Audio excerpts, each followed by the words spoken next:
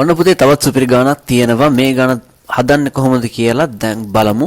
ඔයාලට කලින් තප්පර කීපයක් පෝස් කරලා ඔයා හිතන්න කොහොමද මේ ගාන කරන්න කියන එක අයිඩියා එකක් අරගන්න.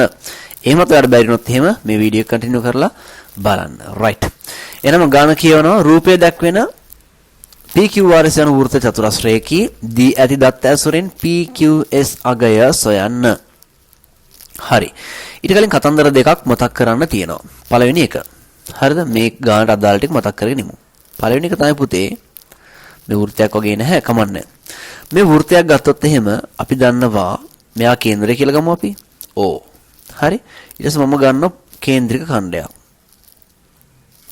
AB කියලා ගන්නවා. හරිද? එහෙනම් මෙන්න මේ කේන්ද්‍රික ඛණ්ඩය AOB වෙනවානේ. හරිද? එතකොට මෙන්න මේ A ලක්ෂ දෙක AB කියන ලක්ෂ දෙකේ නම් මම වෘත්තයේ මත ආපාතිත කෝණයක් ගත්තොත්. හරිද? ඒතර දැන් පුතේ කෝණ දෙකක් හැදෙනවා. එකක් මෙයා අනිත් එක මෙයා. එහෙනම් මේ දෙන්න අතර සම්බන්ධය මම මෙතන ගන්නම් පුතේ C කියලා. එහෙනම් මෙන්න මේ ACB කෝණය නැත්තම් වෘත්තයේ මත ආපාතිත කෝණය ACB මොකක් වෙනවද පුතා? මෙයාගෙන් හරි අඩක් වෙනවා. මෙන්න මේ AOB ගෙන් හරි අඩක් වෙනවා. මම මෙහෙම ලියන්නම්. භාගයයි AOB. මේක පළවෙනි concept එක. ඊළඟ මොකද්ද? ඊළඟ එක තමයි A ලක්ෂයේ නම් මම තවත් කෝණ කිහිපයක් අඳ ගන්නවා. වෘත්තයේ මත හොඳේ. හරි. ඔන්න එක. මෙයා ගමු D කියලා. ඊළඟ ගන්නවා තව එක්කෙනෙක්. මෙයා ගන්නවා මම E කියලා. දැන් මෙතන පොඩි තවත් කෝණ දෙකක් හැදෙනවානේ. ඒ හැදිච්ච හැම කෝණයක්ම පටන් ගත්තේ කොතනින්ද? කලින් පටන් ගත්ත ලක්ෂ දෙකෙන්මයි.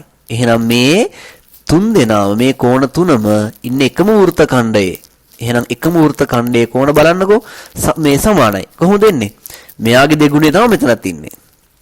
මෙයාගේ දෙගුණය තමයි මෙතනත් ඉන්නේ. මෙයාගේ දෙගුණය තමයි මෙතනත් ඉන්නේ. එහෙනම් මෙන්න මේ කෝණ තුන මොකක්ද වෙන්නේ පුතා?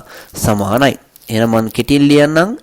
කෙටියෙන් නේ කොහොමද එහෙමයි ලියන්න වෙන්නේ? AEB සමානයි ACB සමානයි ADB. විනාඩි දෙක තුනක් වැඩි ගියාට කමක් නැහැ. ඔයාට මේ අදාළ දැනුම ඔක්කොම ලැබෙනවා නම්.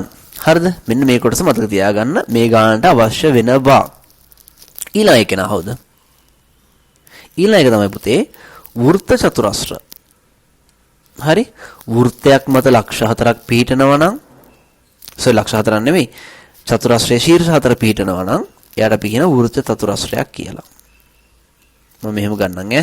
ලස්සන කැත හොයන්න එපා. පොඩි අවුලක් තියෙනවා. රයිට්. එහෙනම් මේකෙදි මෙන්න මේ මෙතන අවශ්‍ය වෙන ප්‍රමේය තරම් මම ගන්නම්. එයා තමයි පාදයක් දික් කිරීමෙන් වෘත්ත චතුරස්‍රයක පාදයක් දික් කිරීමෙන් සෑදෙනව මොකද පුතා? බාහිර කෝණයක්. මම එයා මෙන්න මේ පාඩ ලකුණු කරන්න. මෙන්න මේ බාහිර කෝණය. මෙන්න මේ බාහිර කෝණය පුතේ සමාන වෙනවා කාටද? අභ්‍යන්තර අභ්‍යන්තර සම්මුඛ කෝණයට. මෙන්න මේ කෝණයට මේ කෝණය සමාන වෙනවා. කොහොමද බලන්නේ? බාහිර කෝණේ තියෙනවා අභ්‍යන්තරයට යන්න සම්මුඛ කෝණය. හරිද පුතා? හරි. එහෙනම් මෙතන මම කෙටියෙන් ලිව්වොත් එහෙම A B C D මෙයා E කියලා ගත්තොත් කොහොමද වෙන්නේ? මෙන්න මේ ADC කෝණය කාටද සමාන වෙන්නේ? CBE ට. හරිනේ. ඔන්න අයිඩියා එක ගත්තා. අපි දැන් එහෙනම් ගානට ජම්ප් කරමු. හරි. ඔන්න මේ වෘත්ත චතුරස්‍රයේත් ඔන්න තියෙන පුතේ බාහිර කෝණය අංශක 80යි. දැන් මං y වාරණ දාන්න යන්නේ නැහැ. කිලින්ම ගානට. ඒ කියන්නේ උත්තරේ ගමු ඈ. එහෙනම් මෙන්න මේ තියෙන පුතේ බාහිර කෝණය අංශක 80යි. එයා කාටද සමාන වෙන්නේ? අභ්‍යන්තර සම්මුඛ කෝණයට. කවුද සම්මුඛ කෝණය වෙන්නේ? මෙයා. මේ සම්පූර්ණ එක්කෙනා හොඳේ. හරිද? එයා එහෙනම් මේ සම්පූර්ණ එක්කෙනා තමයි 80 වෙන්නේ. මේ සම්පූර්ණ කෝණයම 80යි. එහෙනම් පුතේ අපිට මෙන්න මෙයාව හොයාගන්න බැරිද? කොහොමද හොයාගන්නේ? මේ සම්පූර්ණ එක්කෙනා 80යි. ඒකෙන් කොටසක් 45යි නම් ඉතුරු එක්කෙනා කොහොමද ගන්නෙ? මෙන්න මෙයාව ගන්න පුළුවන් අපිට 80න් 45ක් අඩු කරලා. එහෙනම් කීයද? එයා 35යි. මෙන්න මේ කෝණය 35යි ඈ. 35යි. දැන් බලන්නකෝ ඊළඟ කොටස අහන්නේ කවුද පුතා? PQS.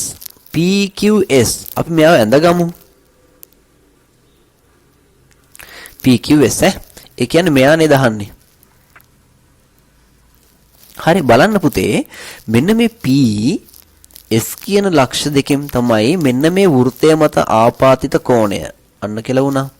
කමන්නේ. මෙහෙම අදිමු. මොකද මේ? ඔව් නේද? හරි. තප්පර දෙන මේක මකව ගමු අපි. right. මෙයා මෙන්න මෙහෙම ගත්තොත් ඔන්න කෝණය. හොඳේ. හරි. මෙන්න මේ කෝණයයි ඒ ලක්ෂ දෙකෙන්ම නේද පටන් ගන්න මෙන්න මේ කෝණය. PQS PRS. එහෙනම් පුතේ PQS කියන කෝණයයි PRS කියන කෝණ දෙකයි සමානයි නේද? හේතුව මොකද්ද? එකම වෘත්ත ඛණ්ඩයේ කෝණ. එකම වෘත්ත ඛණ්ඩයේ කෝණ. හොඳේ. හරි. මෙච්චර ලියන්න ඕනේ නෑ. ඔයාලා කෙටියෙන් උත්තරේ ඉතලා ලියවනම් ඇති. හරි. එකම වෘත්ත ඛණ්ඩයේ කෝණ. එහෙනම් අපිට දැන් හොයාගන්න පුළුවන් මෙයාත් 35යි නම් මේ කෝණයත් මොකද්ද? 35යි. ඔච්චරයි. PQS සමානයි 35යි. ඔන්න ඔයා මෙන්න මේ සාමාන්‍ය ඔයා මෙන්න මේ උත්තරේ ඉතලා තිබ්බත් ඔයාලා ලකුණු හම්බ වෙනවා. එහෙනම් පුතේ ඔයාට මේ ගාන හරිනම් ලකුණු කීයක් හම්බ වෙනවද? ලකුණු 2යි.